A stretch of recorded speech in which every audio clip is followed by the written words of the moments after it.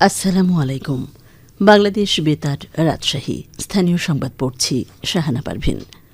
অন্তর্বর্তীকালীন সরকারের প্রধান উপদেষ্টা নোবেল বিজয়ী ড মোহাম্মদ ইউনুস শপথ গ্রহণের পর প্রথমবারের মতো ২৫টি মন্ত্রণালয় ও বিভাগের সচিব ও জ্যেষ্ঠ সচিবদের সঙ্গে বৈঠক করেছেন।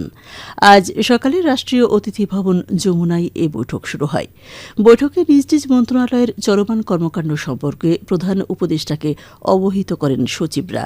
এরপর প্রতিটি মন্ত্রণালয় ও বিভাগের বিষয়ে একটি নির্দিষ্ট কর্মপরিকল্পনা চূড়ান্ত করার নির্দেশনা দেওয়া হয়। গত ৮ই আগস্ট নবীন প্রবীণের সমন্বয়ে দেশে গঠিত হয় অন্তর্বর্তীকালীন সরকার। শান্তিতে নোবেলজয়ী ড মোহাম্মদ ইউনুসের নেতৃত্বে ১৭ সদস্যের উপদেষ্টা পরিষদের মধ্যে ১৬ সদস্য শপথ নিয়েছেন। অন্তর্বর্তীকালীন সরকারের স্বরাষ্ট্র উপদেষ্টা ব্রিগেডিয়ার জেনারেল অবসরপ্রাপ্ত ড সাখাওয়াত হোসেন বলেছেন, দুর্গাপূজার ছুটি ৩ দিন করতে সমস্যা নেই। এ বিষয়ে উপদেষ্টা পরিষদ সিদ্ধান্ত নেবে। এটি নিয়ে উপদেষ্টা পরিষদে শক্তভাবে সুপারিশ করার কথাও জানান তিনি। আজ সচিবালয়ে সাংবাদিকদের সাথে আলাপকালে তিনি একথা বলেন। এ সময় ১৫ই আগস্ট ছুটি থাকবে কিনা তা নিয়ে তিনি জানান, এ বিষয়েও কোনো সিদ্ধান্ত আসেনি। এ বিষয়েও তিনি পরিষদের সাথে আলোচনা করবেন। তিনি বলেন, সংখ্যালঘুদের সর্বোচ্চ সুরক্ষা দেওয়া হবে। সামনে জন্মাষ্টমী। এ সময় কঠোর নিরাপত্তার ব্যবস্থা করা হবে।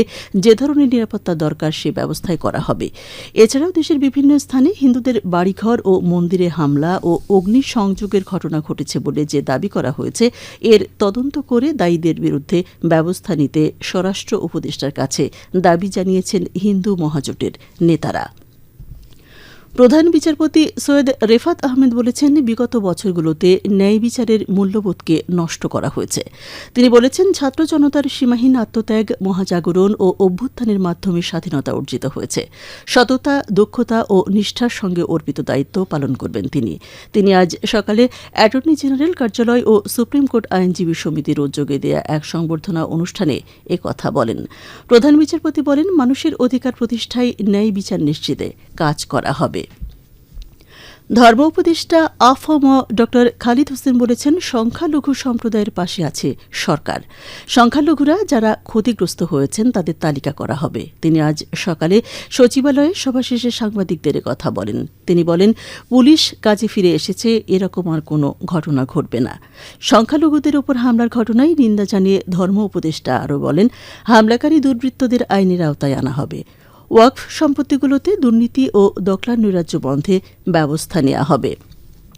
হজ ইস্যুতে ধর্ম উপদেষ্টা বলেন, হজযাত্রী পরিবহনে ৩টি বিমান কোম্পানির বাইরে আরও কোনো কোম্পানিকে যুক্ত করা যায় কিনা সে বিষয়ে প্রয়োজনীয় পদক্ষেপ নেওয়া হবে।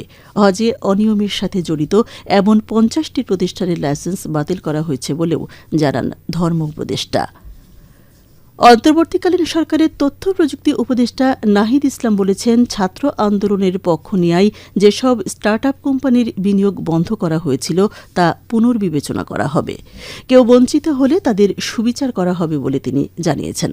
তিনি আজ দায়িত্ব নেওয়ার পর প্রথমবারের মতো তথ্য ও যোগাযোগ প্রযুক্তি বিভাগে সাংবাদিকদের সাথে আলাপকালে একথা বলেন। এ সময় তিনি বলেন, নিজেদের প্রয়োজন ও সক্ষমতার মধ্যে কাজ করতে হবে। তরুণদের প্রশিক্ষিত করতে হবে। এটি সবচেয়ে গুরুত্বপূর্ণ বিষয়। এই সেক্টরে দুর্নীতি করার কোনো সুযোগ নেই বলেও জানান তিনি। আন্দোলনের সময় ইন্টারনেট বন্ধ করা নিয়ে এক প্রশ্নের জবাবে তিনি বলেন, এটি একটি মানবাধিকারের বিষয়। ইন্টারনেট বন্ধ করে মানুষকে হত্যা করা হয়েছে। এ বিষয়ে তদন্ত করতে যেহেতু ২৪ ঘণ্টা সময় দেওয়া হয়েছে, তাই আজ রিপোর্ট পাওয়া যাবে। এ ঘটনায় সাবেক প্রতিমন্ত্রীসহ জড়িতদের বিরুদ্ধে ব্যবস্থা নেওয়া হবে। আজ থেকে শুরু হয়েছে ট্রেন চলাচল।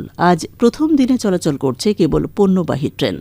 আগামী বৃহস্পতিবার থেকে আন্তনগর ট্রেন চলাচল শুরু হবে, আর টিকিট বিক্রি শুরু হবে আজ বিকেল ৫টা থেকে। গতকাল রেলওয়ের পরিচালক মোহাম্মদ নাহিদ হাসান খানের দেয়া এক সংবাদ বিজ্ঞপ্তিতে এ তথ্য জানানো হয়। বিজ্ঞপ্তিতে বলা হয়, আজ থেকে মালবাহী ট্রেন ও আগামীকাল থেকে মেইল, এক্সপ্রেস, লোকাল ও কমিউটার ট্রেন চলাচল করবে। তবে সাময়িকভাবে বন্ধ থাকছে পারাবত ও জামালপুর এক্সপ্রেস ট্রেনের চলাচল। আগামীকাল থেকে স্বল্প দূরত্বে লোকাল ও কমিউটার ট্রেন চলাচল শুরু হবে, আর বৃহস্পতিবার থেকে চলবে আন্তনগর ট্রেনগুলো। এ লক্ষ্যে ইতিমধ্যে সব প্রস্তুতি সম্পন্ন করেছে রেলওয়ে কর্তৃপক্ষ। আজ থেকে নওগাঁ জেলায় পুলিশ মাঠ পর্যায়ে দায়িত্বে ফিরেছেন। সকালে জেলা শহরের মুক্তির মোড়ে সড়কে শৃঙ্খলা ফিরিয়ে আনতে ট্রাফিকিং ব্যবস্থা চালুর মধ্য দিয়ে দায়িত্ব পালন শুরু করেন পুলিশ। এ সময় জেলা পুলিশ সুপার মোহাম্মদ রাশিদুল হক সহ জেলা পুলিশের সকল কর্মকর্তা উপস্থিত ছিলেন। বৈষম্য বিরোধী ছাত্রদের পক্ষ থেকে পুলিশ সুপারকে ফুলের শুভেচ্ছা জানানো হয়। সবশেষে আবহাওয়া। আজ রাজশাহীতে সর্বোচ্চ তাপমাত্রা ছিল ৩৫.৮ ডিগ্রি এবং সর্বনিম্ন ২৬.৮ ডিগ্রি সেলসিয়াস। বিকেল ৩টায় বাতাসে আপেক্ষিক আর্দ্রতার পরিমাণ ছিল ৭৩%। রাজশাহী ও পার্শ্ববর্তী এলাকায় আজ সূর্যাস্ত সন্ধে ৬:৪২। সংবাদ শেষ হল। আমাদের পরবর্তী স্থানীয় সংবাদ প্রচারিত হবে সন্ধে ৭টায়।